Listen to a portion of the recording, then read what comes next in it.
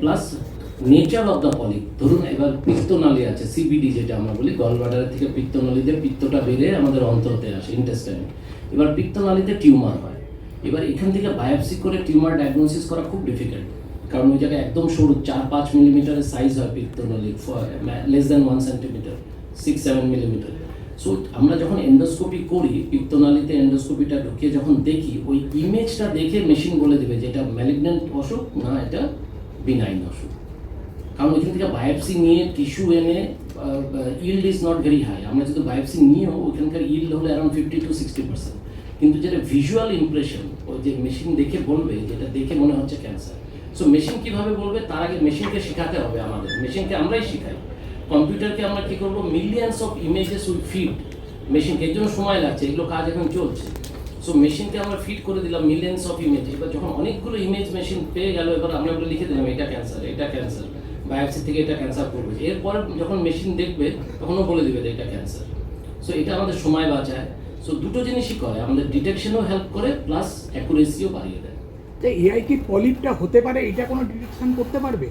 কার polyp হবে না এটা ডিটেক্ট করতে হবে। পলিপ হয়ে গেলে তারপর এটাকে ডিটেক্ট করতে হবে। ওটা ক্যান্সার বা নন ক্যান্সার? এটা পলিপ কার হবে, এটা তো জেনেটিক প্রিডিসপোজিশন আছে, মিউটেশন আছে, অনেক এনভায়রনমেন্টাল কজেস আছে, অনেক কজেস আছে। This applies to deceased donor. And ওখানে about 500 kilometer or 1000 kilometer away somebody has died, the kidney is working or liver is working, the organ is harvested there and is transported. So that is a green corridor. But usually a live donation is done in the same place because we want to take advantage of the time. After taking out the organ, it should not be for a long time. It is ischemic time we say. So that period should not be for a long time. So we always, mostly, live donation is not done in that way that somebody donates at some daily and the organ comes here. Usually that is not done. আচ্ছা, কি ক্ষেত্রে actually মানে ট্রান্সপ্লান্টটা করার মতো পরিস্থিতি কি করে আমরা বুঝতে পারি কোন সময় তা করতে হতে পারে? সেটা আপনার ট্রিটিং ডক্টর ইউজুয়ালি বলবে।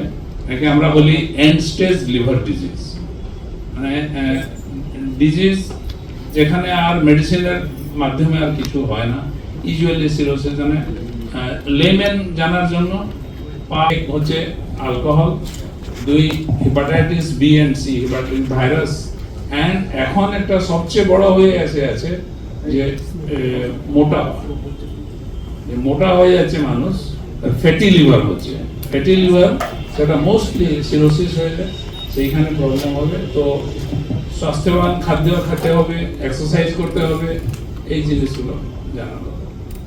Sir How do you know when you do endoscopy, how do you know when you see the polyp whether it is a malignant polyp or it is a benign polyp, or if we are missing any polyp, because the colon is a long structure around 1.5 meter long and there are folds in the colon. So when you go with the scope, sometimes if there is a polyp behind the fold, we can miss it, and in standard textbooks the miss rate of polyp is from 20-30% when we do first time colonoscopy. So what is done in this technology is we feed the machine with images, like lot of millions of images are being fed to the machine.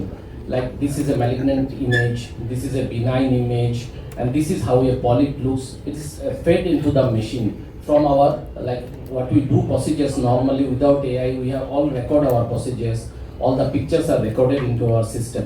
So these pictures we are feeding to the machine.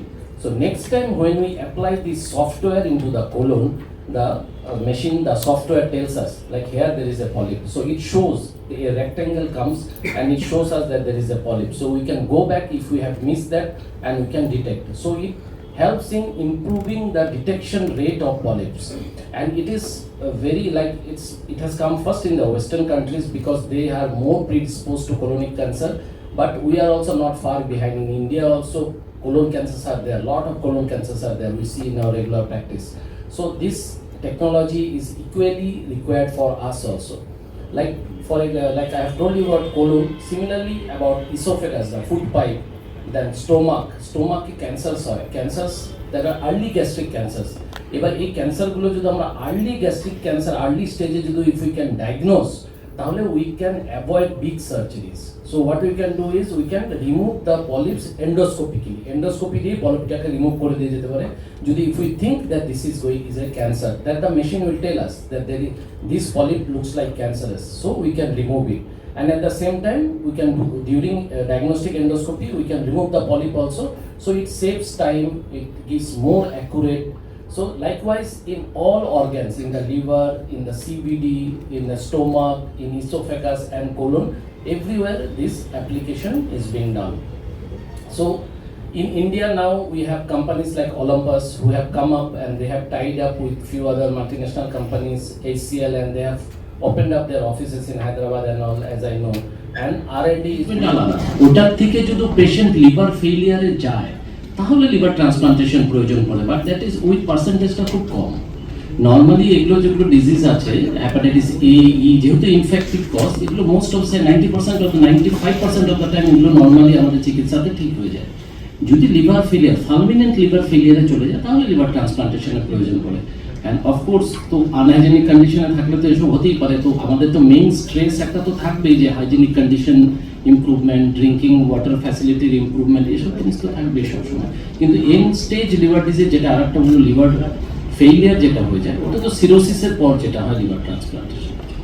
আরেকটা প্রশ্ন হচ্ছে যে আপনারা ওষুধের একটা পর্যায়ে হচ্ছে একটা নতুন টেকনোলজি যেটা আমাদের আসছে, আমরা ইউজ করছি। আমরা এখনো টোটালি মানে প্র্যাকটিক্যালি ইউজ করছি না হসপিটালে, বাট এটা রিসার্চে আছে আর আমরা রিসার্চ হিসাবে ইউজ করছিও, যেটা হলো application of artificial intelligence in gastroenterology.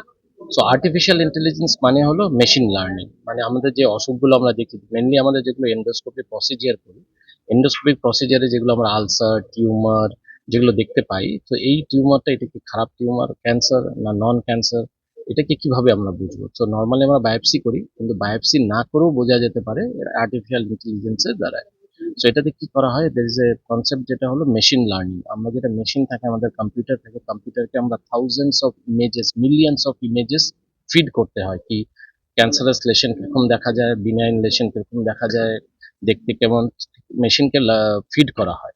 তারপরে যখন আমরা মেশিনটা একটা নর্মাল পেশেন্টের উপরে যখন আমরা এটা করি, প্রসিজারটা করি, তো মেশিন আমাদের বলে দিতে পারে যে এই টিউমারটা, এই পলিপটা যেটা আছে এটা দেখতে খারাপ মনে হচ্ছে, ক্যান্সারাস হতে পারে। সো এটা আমাদের হেল্প করে ট্রিটমেন্টের জন্য।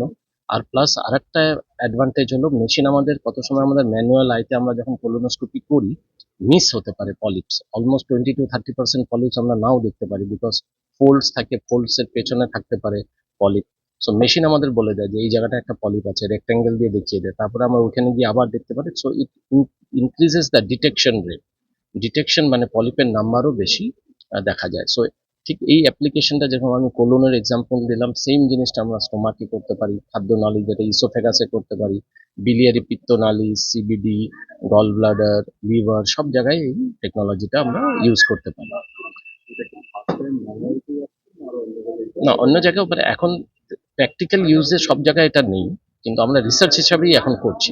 ধরুন আমরা এখন যেটা মেশিন অ্যাভেলেবেল আছে, একটা মেট্রনিকের মেশিন অ্যাভেলেবেল আছে, যেটা অনেক হসপিটালে হয়তো রিসার্চ হিসাবে করেছে, যেটা হলো পলিপ ডিটেকশনের জন্য। ধরুন আমরা কোলোনোস্কোপি করার সময় আমাকে বলে দিল যে পলিপ।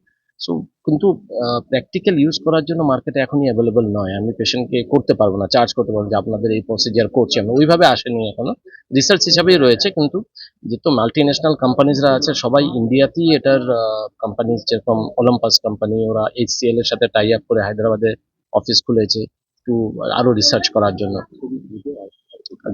খুবই দ্রুত, ধরুন নেক্সট 2-3 বছরের মধ্যে এটা মানে প্র্যাকটিক্যাল ইউজের জন্য অ্যাভেলেবেল হয়ে যাবে।